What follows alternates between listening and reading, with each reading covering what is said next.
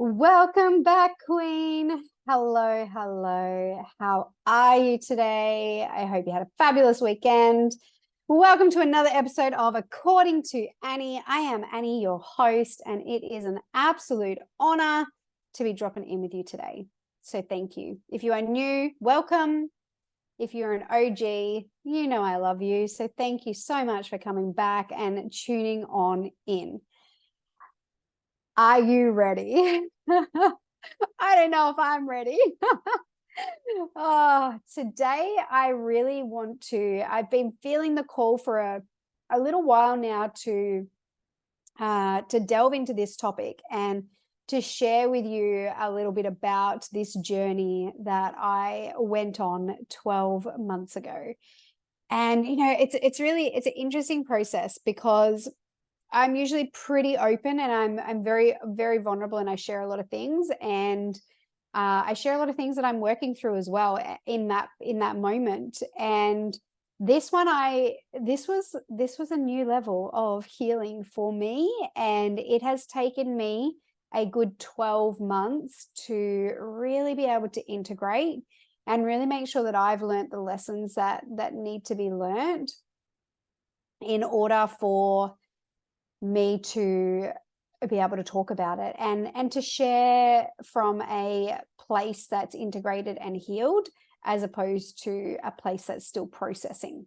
And I truly believe that this has been a massive catalyst in my journey.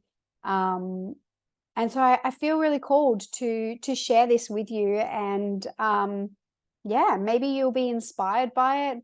Maybe it will start to spark something for you, but we'll see. We'll see what happens. So depending on how much I can get covered, this may be part 1 and part 2, but let's just see how we go for this. So today I want to talk to you about my ayahuasca experience back in September last year. Like, can you believe that it has been 12 months? Maybe you're new here and you didn't know that I went to Costa Rica. Maybe you've been around for a while and knew about my Costa Rica trip. So it was my first solo trip on my own across the country, and I spent a month away. And so the main reason for going to Costa Rica was because I had invested in a ayahuasca ceremony retreat, 7 days. So if you're new to ayahuasca, it's okay. I'm going to talk a little bit about what ayahuasca is in a second, so that you can understand it.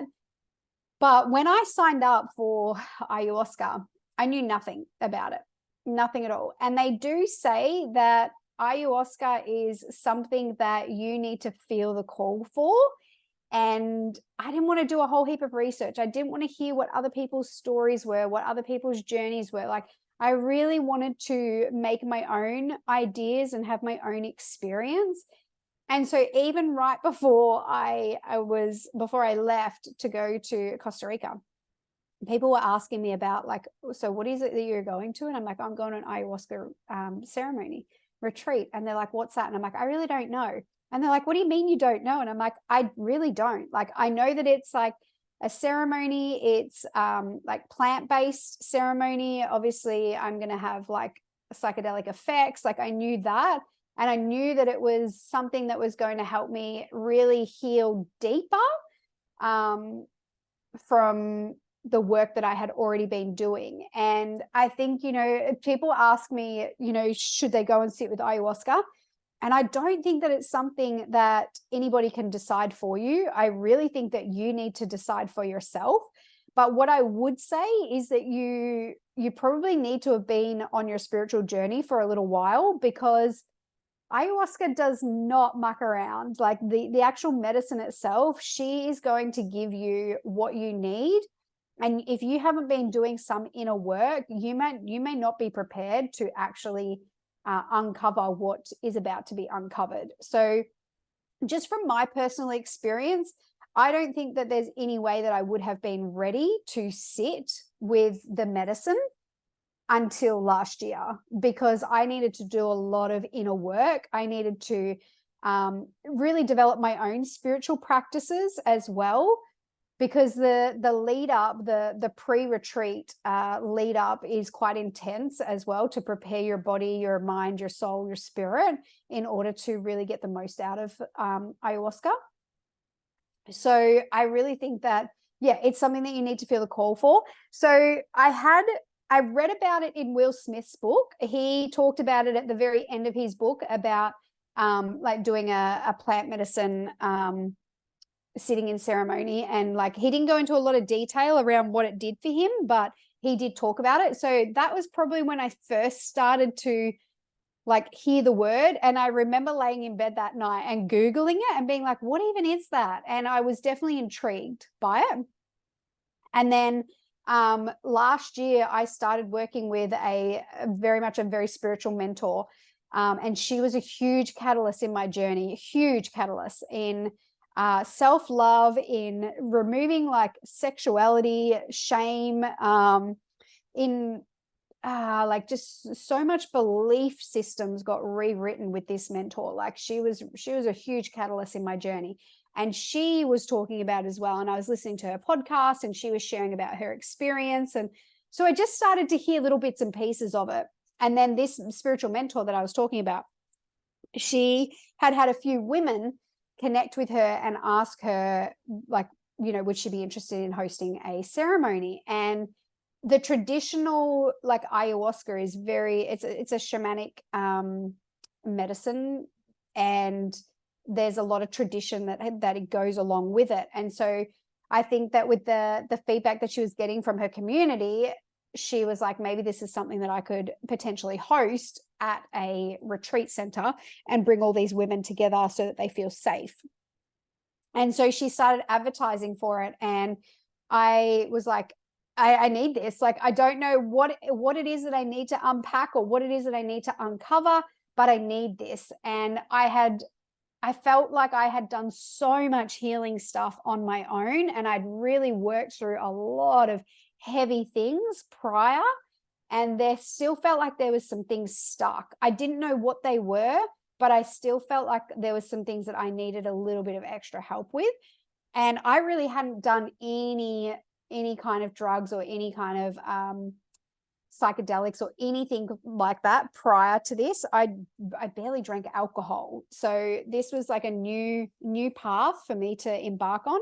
I had a little bit of a dabble with psychedelic mushrooms, mainly for ceremony purposes though, not for just taking like everyday use or for fun. It was definitely more around like being very intentional with my psychedelic mushrooms and sitting in ceremony and you know, connecting with my guides and connecting with my angels and ancestors and going down that path.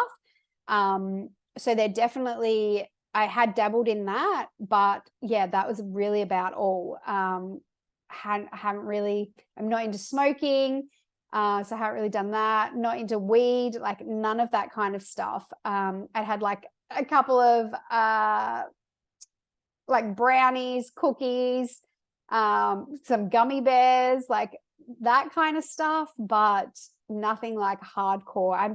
I grew up in a really strict religious household, and I was very much protected, I suppose, from all of that. And then by the time I was old enough to be partying and go down that lifestyle, I was so career focused. So I just threw myself into my work and I didn't really party at all. And I don't have any regrets about that. I'm actually really proud of myself for being able to say that I didn't really go down that path at all. So yeah, I definitely use it for more of like a healing purpose as opposed to just getting wasted, I suppose. But you know, whatever floats your boat. There's no judgment here from me. We're all unique individuals. But so I had to fill out this paperwork from Taylor first, and it was quite intense. I had to fill out like an application process, and you had to be invited. If she felt like you had crossed all of the areas, then your paperwork got sent on to Soltera, which is the retreat in Costa Rica, and then they go through your application process, and then they send you their own application intake process, and you have to fill out that, and you have to like write so much stuff. It took me like nearly 2 hours to complete that application process. And then once you complete that application process, then they do a Zoom call with you and they go through your application. So if there's some things that were in your application that, you know, maybe they need to talk about, then they'll talk about it. So one of the things that came up in my application was the suicidal stuff. So if you've listened to my previous episodes, you will have heard that at some stage in my life, I was suicidal. And so in one of the questions, they ask you about that and they ask you to elaborate.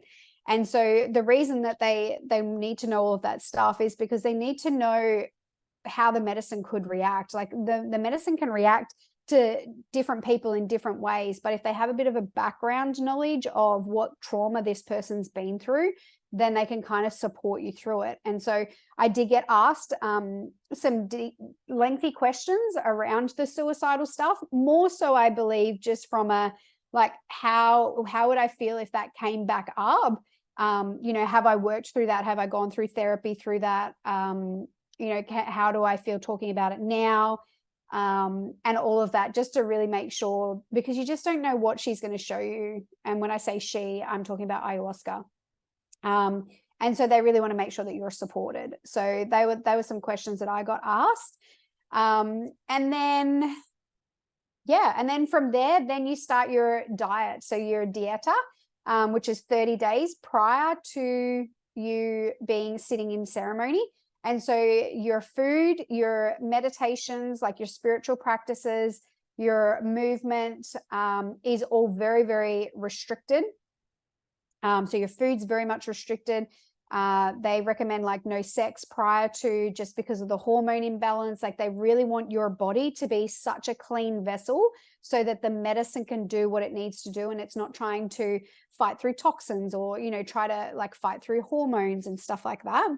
So they have like a really strict, it's recommended, it's not compulsory, but you know, I spent 10 grand on this retreat. So I wasn't going to go into it half-assed. I was going to make sure that I was going to get the most out of it. And I was going to follow the guidelines on making sure that I was looking after myself the way that I needed to, according to their regulations and guidelines.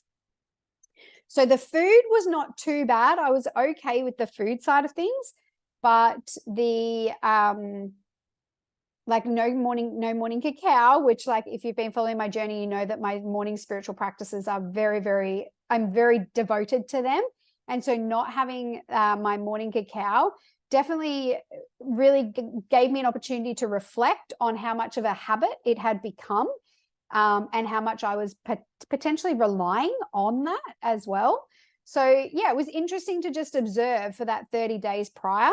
So you're cutting out sugar, like very, very minimal food, like no salt, very basics, like meat and veg pretty much. Even meat, like they do actually advise you to not eat a lot of meat, which at that time I wasn't eating much meat anyway. So that was neither here nor there for me. And then, yeah, really making sure that you practice your spiritual devotions. So like journaling, your self-awareness reflections, meditation, creating stillness, because when you sit with the medicine, you are still, like, and you're obviously going to get a lot of messages and you're going to get a lot of wisdom that's going to come through when you're sitting with the medicine. And if you've got monkey mind, which is like your brain can't shut off and it's constantly thinking about all of the other things, then you're going to find it hard to actually drop in and let the medicine do what it needs to do. So my spiritual practices for a good couple of years now have actually been very, very, I've been very devoted to them.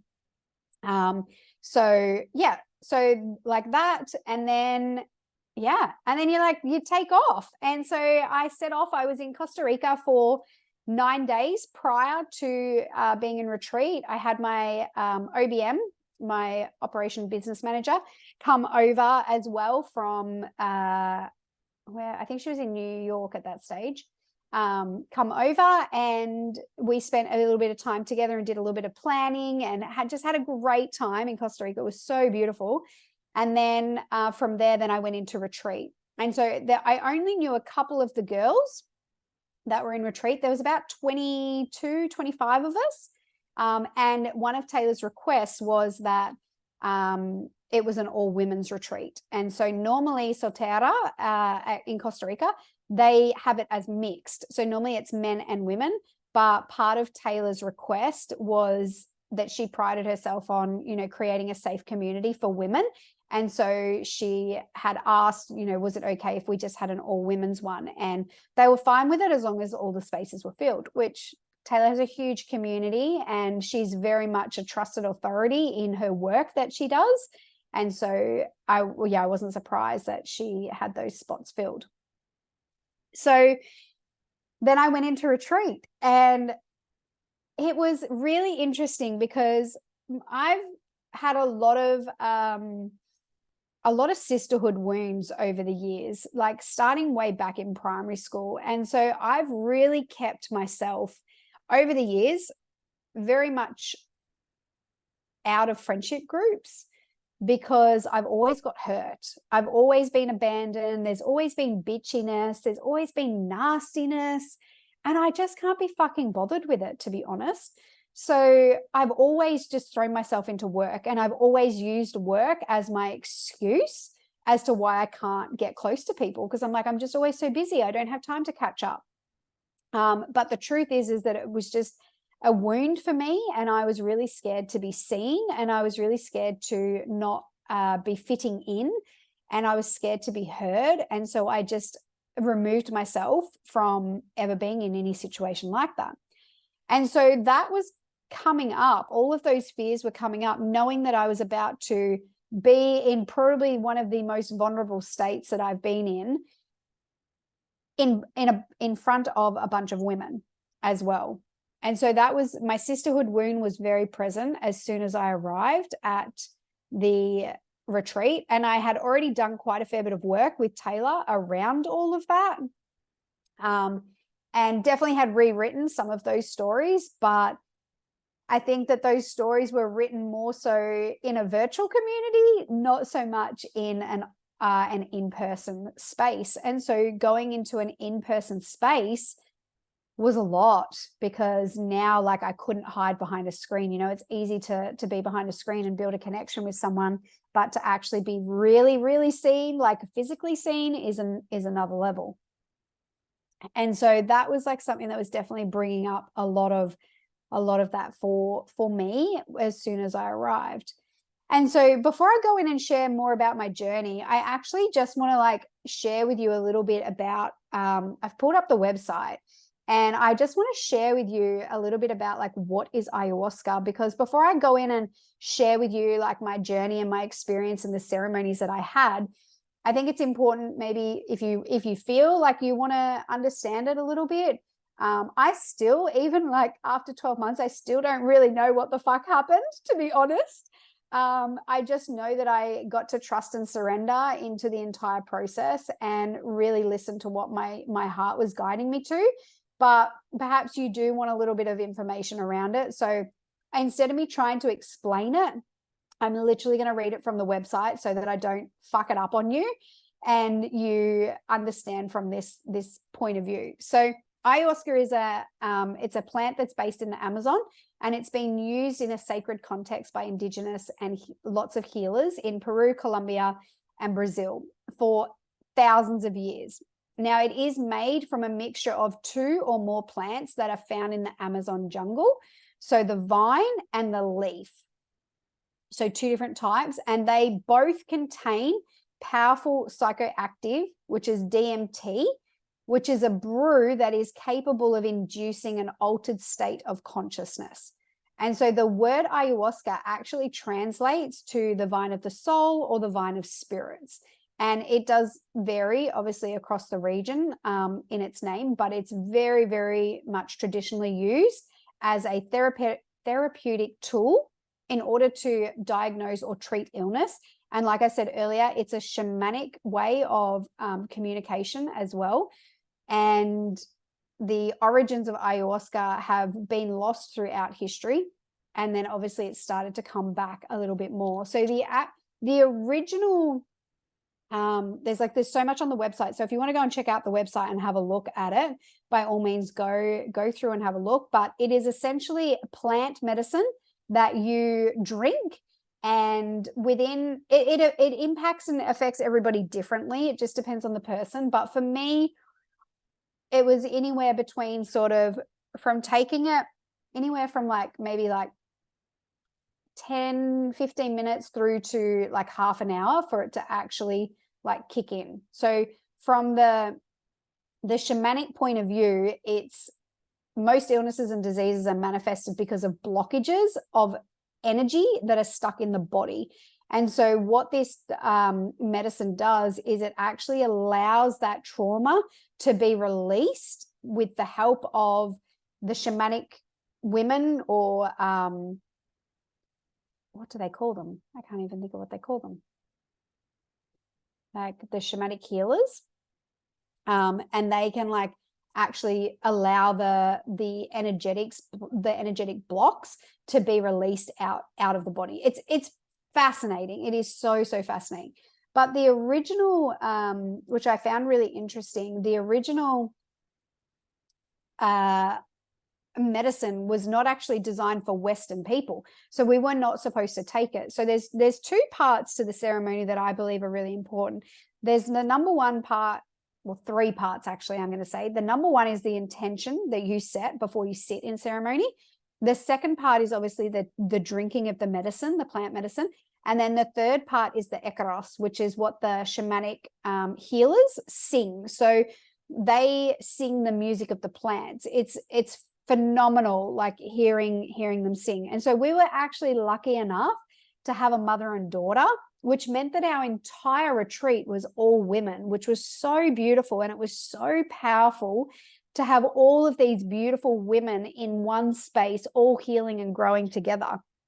So normally with the shamanic healers that come in, it's normally our husband and wife, but we had a mother and daughter, and it was so beautiful to have that. And that was not planned. That's just how it worked out. But I mean, of course it worked out that way. So getting back to what I was saying before about the actual medicine itself.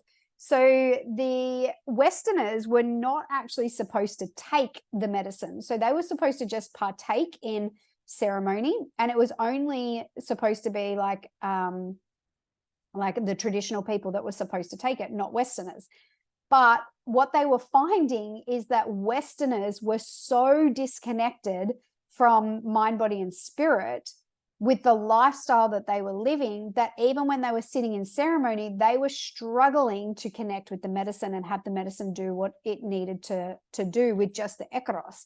And so they changed the tradition, and they allowed Westerners to actually partake in the medicine, because they realized that we probably need it more than anyone on this earth because of the way that we live our life. And so I found that really, really interesting, because like even just hearing that from that perspective of how they've changed their traditions in order to help us Westerners is really, it's really beautiful, and it's really powerful work. So we get to the retreat. I've actually got my journal here as well, because I do want to read you some things out of my journal and just share with you, just a few bits and pieces of what I have written down. So the first thing that I have done is that I want to share with you is my intention for the retreat. So my intention was to release and let go of who my ego sees myself as, and to start to see myself as my true soul, to release any stuck residue around my parents' situation. So if you're new here, I have not had anything to do with my immediate family for 16 years now. I grew up in a very strict religious household, and I chose to live a very different life to them, which therefore meant that I was disfellowshipped and disowned from my family. So over the last few years, I've been working through a lot of that, because that has created a lot of trauma in my life and in my body, and it impacts lots of areas of my life, my business, my relationships, my friendships. And so I've done a lot of healing around that. But yeah, if there was anything that was like stuck that I needed to release, then, I was happy to do that. So to release any stuck residue around my parents' situation and feeling abandonment and not feeling worthy enough for unconditional love from anybody.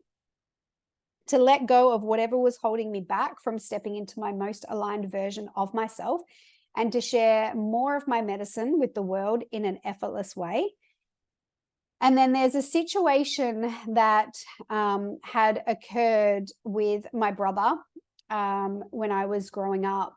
And I haven't talked about it and I haven't unpacked it. And I really felt like I was prepared to actually go there with ayahuasca. So I did have an intention around that as well, that I was prepared to unpack that situation if ayahuasca had decided that it was time. And that I would trust and surrender to the entire process, because this was a year that I classed as an expansion year. So it's really interesting. Like when I go back through and look at that journal that I wrote out. So that was Wednesday, the 14th of September, 2022. And to know that that was my intention, and now knowing everything that I've been through since then, it's mind-blowing. It is mind-blowing. So I sat with the medicine the first night, and it was really interesting, actually. I mean, you don't know what is going to come up. You don't know how your body's going to react. So you kind of go in with an open mind of not really knowing what's going to be uncovered, what's going to be unfolding, unpacking. But my intention for the ceremony before I started that ceremony was to show me my shadows, to teach me love, and to help me release any fears that I had. And so, it's so fascinating when you set those kind of intentions. You really have no idea what she's going to show you. They're very broad. It's very broad. But as I was sitting in ceremony after I'd taken the medicine, the thing that came through for me was I felt like I was trapped. So I felt like this mesh was like so close. Like I was in the maloka with everybody. So I'm awake, I'm very much alert, but you're obviously having like an altered state of consciousness. So it's showing you different things. And so I remember being like, what is going on? Like I was in the maloka, but I was in my own little like bubble that was surrounding what looked like fly wire, like fly screen. And I could see all these tiny little squares. And it was like I was trapped. And that has been a story that has played out for me most of my life, because I felt like I was trapped in the religion. I felt like I was trapped in my household. And so I've done a lot of healing around that. So it was interesting that that became present for me in that situation, because I didn't think that that was something that I needed to work through still. But as I kept sitting there, I was like, okay, and you can kind of process it in your time as well. And so I was like, okay, I understand, like I'm feeling trapped, but like I can see everything else. And so you're kind of like, you're navigating it as it's unfolding. And then, yeah, it was just this like really interesting feeling where I could see everyone, but I was like, what felt like I was trapped is the only way that I could feel it. And then the ekaroses, so the shamans, they start singing the music of the plants. And so the idea of the ekaros is that the vibration that they sing from the music of the plants activates ayahuasca in your bloodstream, in your system, and it creates, activations in your body. And so sometimes it can result in purging, it can result in crying, it can result in screaming. Like it just depends on what it is that you're working through and what comes up for you. But the idea is that the vibration of the ekaros is activating the medicine in your body, and they're working together to release whatever it is that needs to be released. And so that was really interesting. And then another thing that I remember as well that night was I had sitting like on the edge of the bed that I was on, and I looked down And it was like I had lost my hand. So my hand, when I looked at my hand, it was like a knob pretty much. And I had no fingers and I had nothing. And I was like, what is going on here? And it's such a strange feeling because you know that it's not real, but it feels very real in the moment. And so it's fascinating to like work through it and navigate what's actually going on.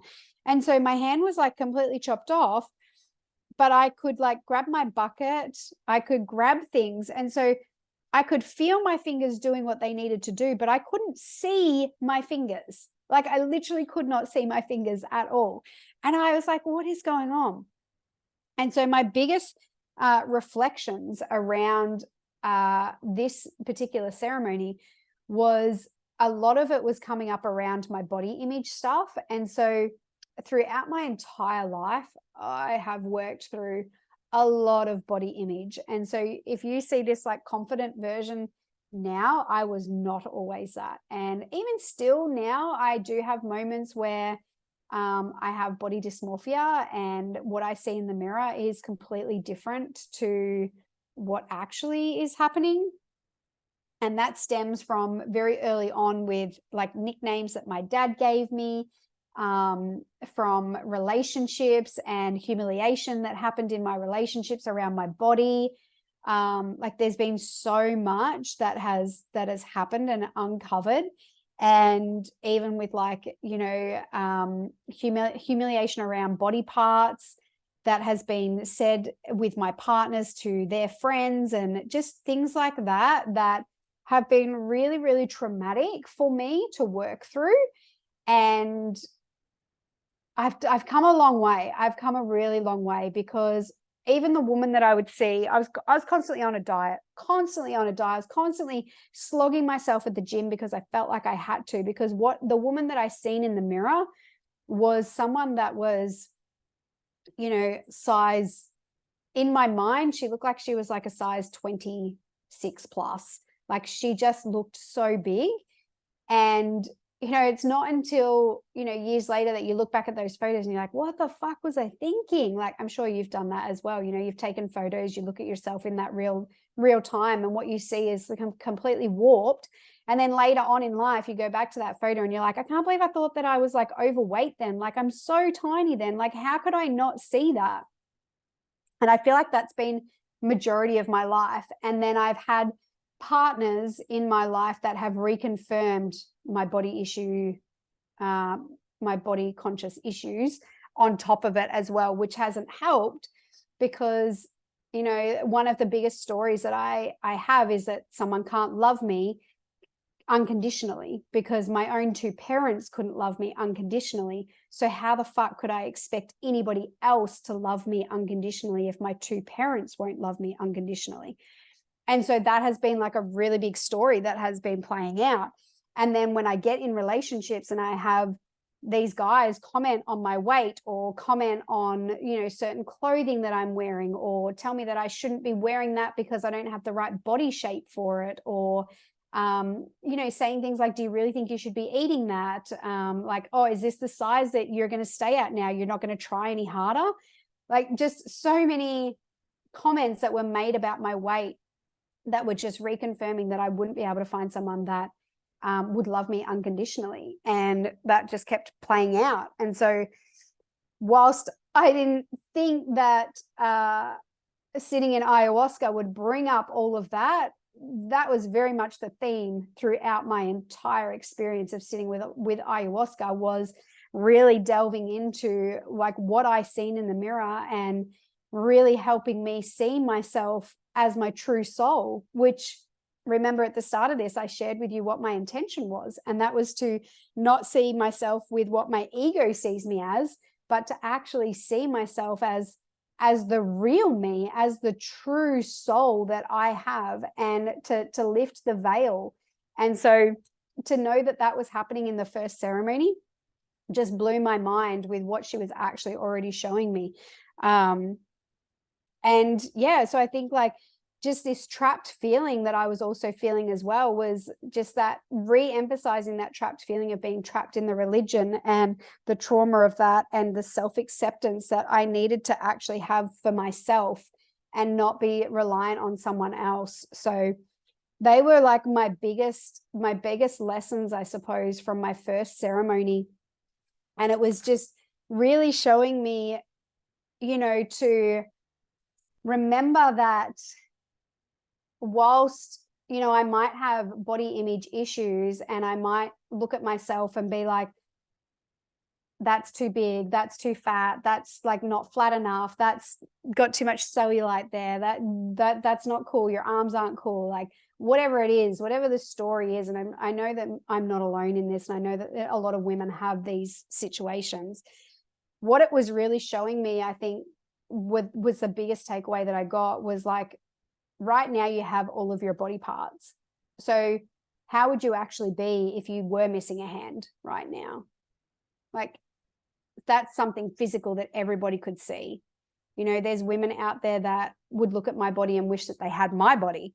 And I'm looking at other women's wishing that I had their body, and they're probably not even happy in their body anyway. And so I really feel like it was a beautiful start to what was about to unfold over the coming weeks, with her showing me what still did need to be healed. And when I seen my hand, I can still picture it now. Like, I was like, wow, imagine that.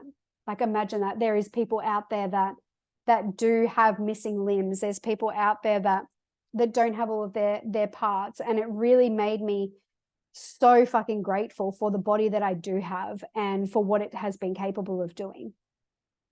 So that was my first ceremony. It was a lot. And like I said, I really had no expectations of what was going to be uncovered, what was going to be healed from that. And then I moved into my second ceremony after that. So the following day. So my intentions were to surrender and trust to the entire process, to clear my mind, to help me connect to my heart, and to heal all traumas that are ready to be healed. I trust that whatever she shows me is exactly what I need to heal. That's what I had written in my journal. And so this was really, really interesting. I actually increased my dose of medicine for this ceremony, because I just thought, that the first ceremony, they encourage you to take 1 cup. And so I took 1.5 cups for the next ceremony. And I was like prepared. I was like, I'm ready. Like, let's go there. Like, show me what you've got for me, girl. Like, let's heal this. Like, we had a great ceremony 1. So let's really unpack this deeper and go into some stuff more. And so when I sat with the ayahuasca, I had previously, so I sat with ayahuasca in September, and in June of that year, I found out that I was pregnant with my ex, and unexpected pregnancy. And there's a whole saga, a whole story, a whole heap of healing that went on with all of that. But I made the decision to have an abortion and to not follow through with it.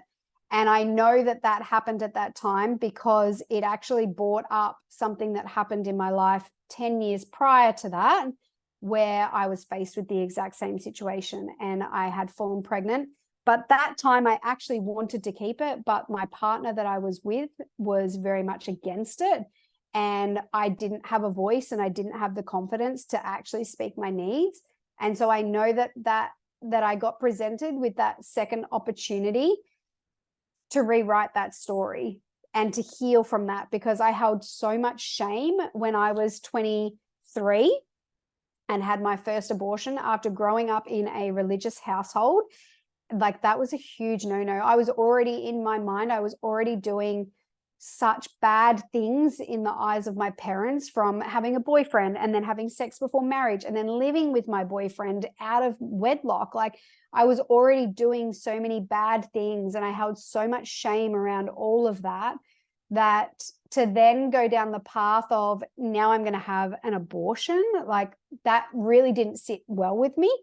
But I didn't have the confidence. I didn't have the courage to speak my truth, and I was so desperate to be loved that I didn't want him to leave me. So I followed through with it, and I had the abortion, and I had regrets, and I never wanted to talk about it, and I never did talk about it for years after that. No one knew about it, like no one would have known, because there was so much shame. I held so much shame around all of that. And when I started to actually uncover and unpack that, that was a really big phase of my life. But so to be presented in June with another pregnancy that was not on the cards, I did not want that. And my partner and I, we'd separated, and we just like had a catch up one time, and that's how it happened. That's all it takes sometimes. So for me, I didn't want that, and I didn't want to get back with him either at that stage. And it definitely challenged me, as much as he was so supportive and he really did help me rewrite that entire story. There was definitely a part of him that was like, maybe this has happened for a reason, and maybe we are supposed to have this child. And we had some beautiful conversations around it, but I just knew deep down in my heart that I didn't fall pregnant to have this child. I fell pregnant to heal from something that happened 10 years ago, because I'd asked for my next level of expansion. And so when you ask for your next level of expansion, you can't possibly keep holding on more if you're not prepared to let go of something.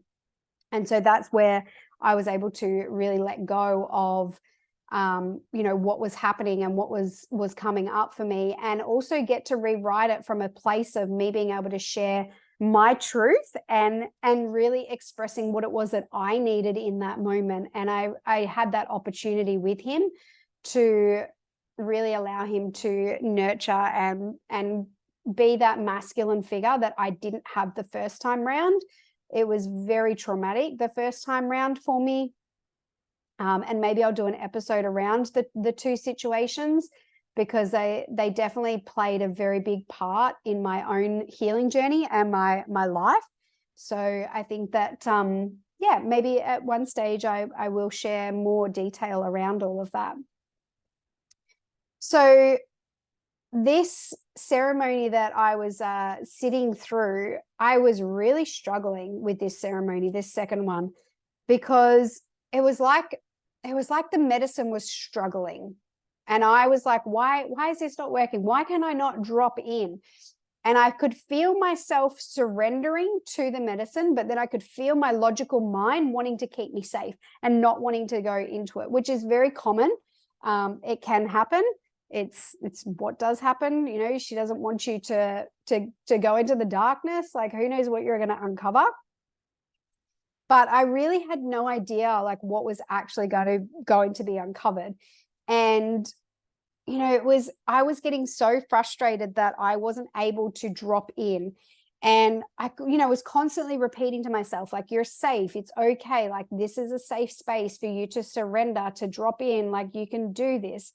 And I thought maybe I need more medicine. And so I ended up, like, halfway through the ceremony, one of the girls was also having an episode, and she actually ended up getting up and running out of the ceremony. And so that created a little bit of confusion, I suppose. And so that definitely threw me out, because I was like, well, what the fuck just happened here? Like, is she okay? Like, it's pitch black, and you're sitting in ceremony from like 7 p.m. until like 2 a.m. in the morning.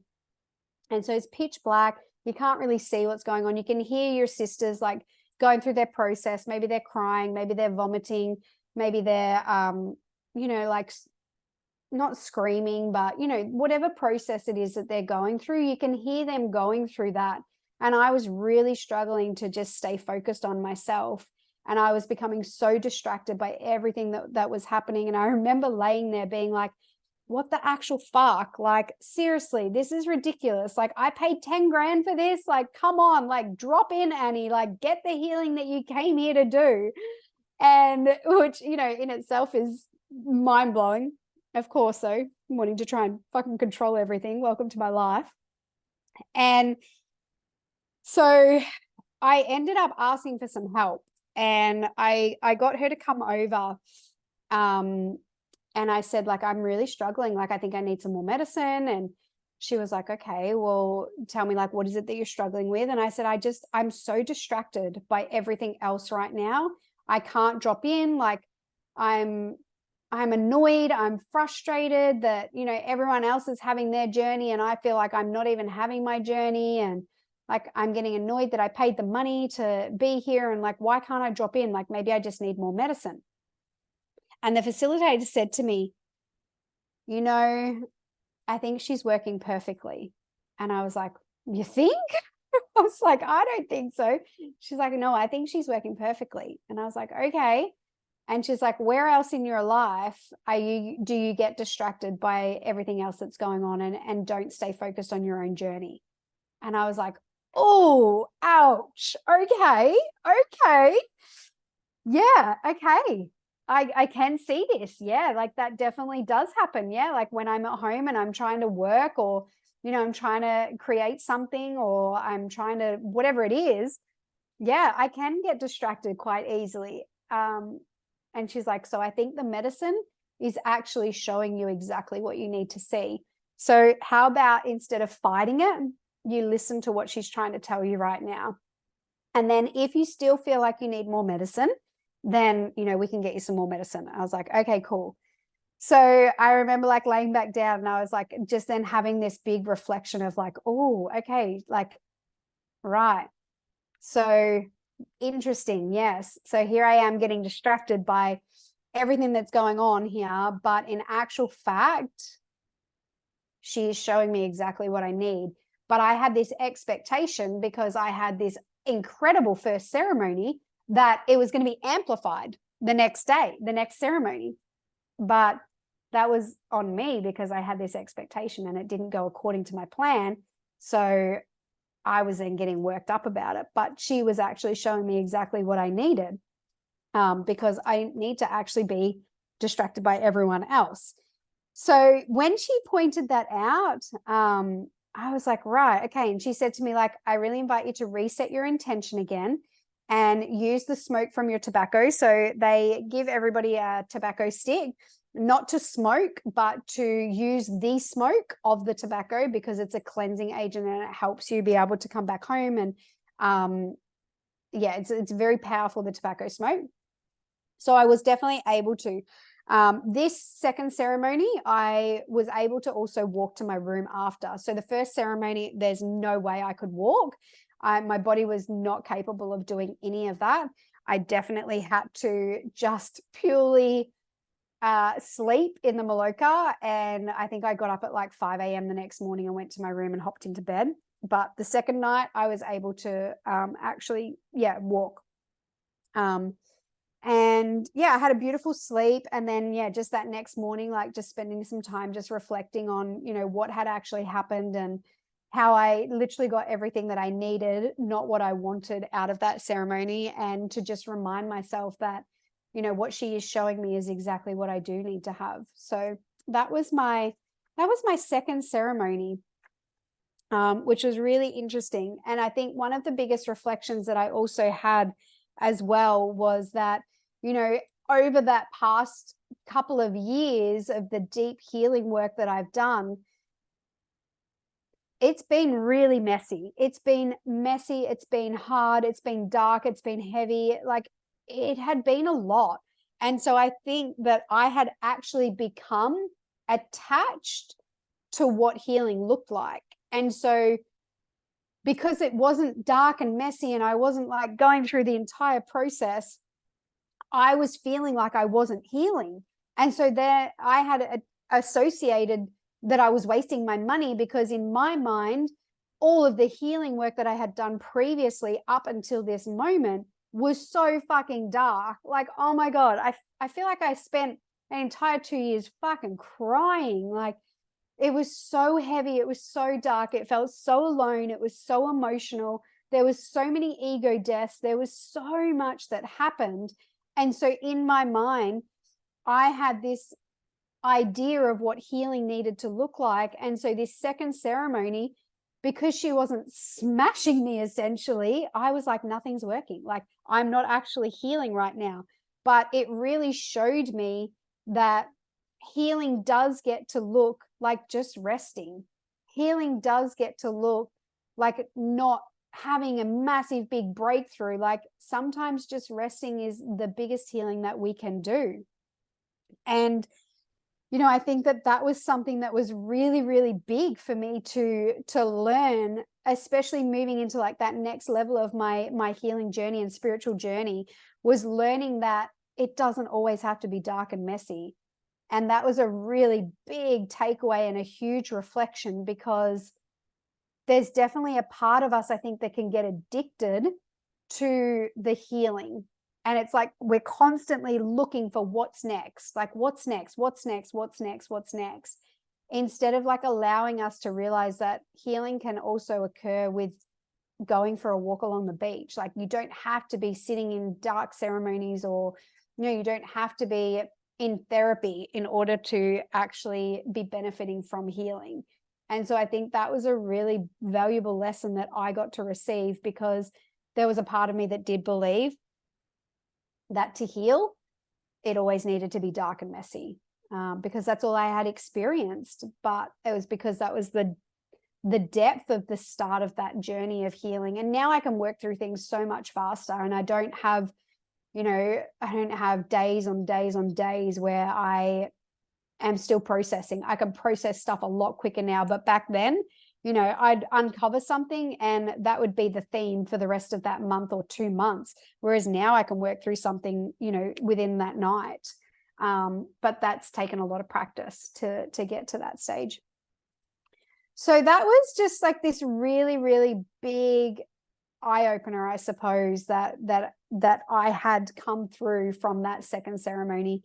And I sat with it for another 2 ceremonies. So I know that this has been a lot already. So we're going to do a part 2. So jump back in, and I hope that this is like maybe brought something to your mind. Maybe there's, hearing the journey that I've been on, and the things that I've worked through, and the healing that I've done. Perhaps there's something that's like sparking in you where you're wanting to start to do this kind of work, and maybe you don't know how to go about it, or you don't know where to start, but you just know that there's something that needs to be uncovered and healed. Then this is the type of work that we do in Evolve, the Salon Mastermind. It is that next level up from Ignite. And the reason that it's the next level up from Ignite is because when we go on this healing journey, we have to really tap into our feminine. And the feminine is the thing that is just being, that is receiving, that is flowing. And you can't feel safe enough with your feminine if you don't have your masculine structures in place. And so you need to have all of your business strategies and all of your business set up in order for you to tap into that next level of healing for yourself. And so that's why that transition period of coming into Ignite first is really important, so that you have the financial stability to then start to drop in and not work so many hours on the floor, so that you can really start to do that healing process.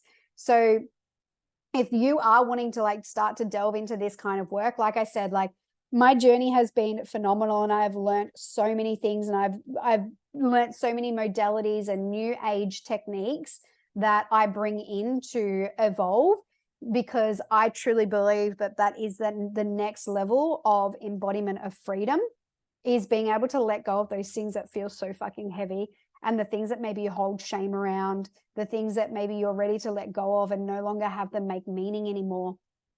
So if that is the kind of work that you do want to do, then as a salon owner, then I highly recommend that you reach out to me about Evolve. If you're not a salon owner and this is the type of work that you would like to embark on with me, please reach out to me, because I do often run a container called Flow, and that is specifically not for salon owners. It's specifically for just any woman that wants to start to embark on this type of journey. But I only open it at certain times of the year. So if that's something that you want to get your name on a wait list for, then by all means, you can reach out. Have a look in the show notes as well. There'll be an application form if you want to fill out your application for that. But this is the type of work that we do. So I look forward to sharing part 2 with you. If you've had some big takeaways from today, please come and let me know. I would love to hear, because, I'd love to hear that what I'm sharing with you is actually helpful, and, it's helping you be able to go on your journey too. So thank you for joining me today. I'll talk to you soon.